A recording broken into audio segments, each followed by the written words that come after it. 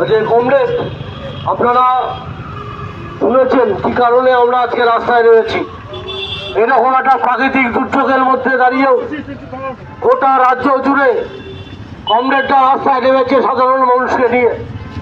আমাদের গোটা রাজ্য জুড়ে নির্বাচনের পর একটা ভয়াবহ পরিস্থিতি গোটা পশ্চিমবাংলার বুকে বাস্তবায়িত করবার চেষ্টা করছে আমাদের রাজ্যের সরকার। গোটা দেশের যে ভোট হয়েছে, এই ভোটে দেশের মানুষ কার্যত বিজেপিকে প্রত্যাখ্যান করেছে। বিজেপির স্লোগান ছিল আপকি ভোট 400 পার। গোটা দেশের মানুষ এই বিজেপিকে সংখ্যাগরিষ্ঠতার আসন দিয়ে দিল্লির সিংহাসনে পাঠায়নি, মানুষ প্রত্যাখ্যান করেছে। কিন্তু আপনারা জানেন বিভিন্ন কৌশলে প্রায় 50টার উপর সিট মাত্র 1000 রকমের ভোটে জেতবার মধ্যে দিয়ে একটা সরকার গঠিত হয়েছে, যে সরকার বিজেপি সরকার নয়, অন্যদের সাহায্য নিয়ে সেই সরকারটা গঠিত করতে হয়েছে। মোদী প্রধানমন্ত্রী হয়েছে কথা ঠিক, কিন্তু গোটা দেশের অঞ্চলতা মোদীকে একক মেজরিটি দেয়নি। অন্যের উপর নির্ভর করে এ সরকার গঠন করতে হচ্ছে। সরকার গঠনের পরের দিকেই নিট পরীক্ষা বাতিল করবার সিদ্ধান্ত নিতে হয়েছে সরকারকে। সরকার গঠনের 7 দিনের মধ্যে গোটা দিল্লি জুড়ে প্রেস কনফারেন্স করে মিডিয়া গোটা দেশ জুড়ে যে নৈরাজ্য তার বিরুদ্ধে দাঁড়িয়ে জিহাদ ঘোষণা করেছে। ফলে গোটা দেশের মানুষ একটা নির্বাচনের মধ্যে দিয়ে সরকার গঠিত হচ্ছে এটা ঠিক, কিন্তু গোটা দেশের আইন কানুন তার দাবি দেওয়া শ্রমিকদের হক, যে হক নিয়ে লড়াইয়ের রাজপথে শ্রমিকরা নেমেছিল, সেই হকের দাবিতে লড়াই জোরদার চলছে।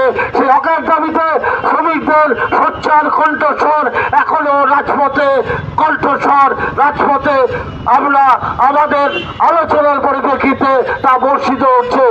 ফলে গোটা দেশের এইরকম একটা পরিস্থিতি, তার মধ্যে দাঁড়িয়ে পশ্চিমবাংলায় তৃণমূল কংগ্রেস জিতেছে কথা ঠিক, এবং গতবারের থেকে বেশি ভোট পেয়ে জিতেছে। যেবার পরেই মহামাটি মানুষের সরকার বলে নিজেদেরকে প্রতিষ্ঠিত করে জাহির করে, কিন্তু যেবার পরের দিন থেকেই উগ্র আগ্রাসন তৈরি হয়েছে গোটা রাজ্য জুড়ে। যারা খেটে খায়, প্রতিদিনকার জীবনের জ্বলন্ত সমস্যা নিয়ে রাজপথে হাজির হয় পরিবারটাকে বাঁচানোর জন্য, সেই মানুষগুলোকে তার পরিবার থেকে বিচ্ছিন্ন করবার ষড়যন্ত্র করে গোটা পরিবারটা যাতে না খেয়ে পড়ে তার বন্দোবস্ত করবার সিদ্ধান্ত গ্রহণ করে রাজ্যের সরকার।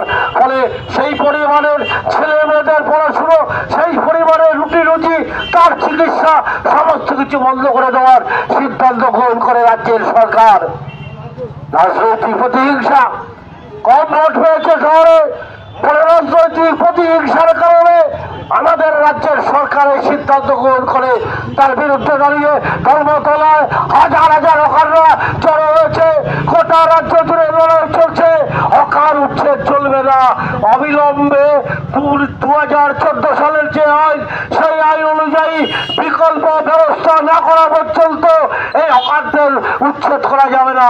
অবিলম্বে হকারদের বিকল্প ব্যবস্থা করতে হবে। এটা এক এবং একমাত্র সিদ্ধান্ত, যার ভিত্তিতে দাঁড়িয়ে গোটা রাজ্য জুড়ে লড়াই আন্দোলন চলছে। মানিকচকে আন্দোলন হয়েছে, বিদ্যুতের বিরুদ্ধে আন্দোলন হয়েছে।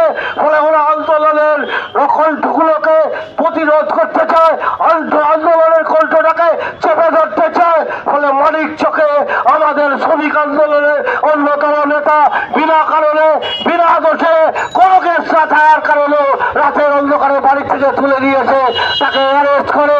ফলে তার মুক্তির দাবিতে গোটা রাজ্য উত্তাল আজ এবং আগামীকাল।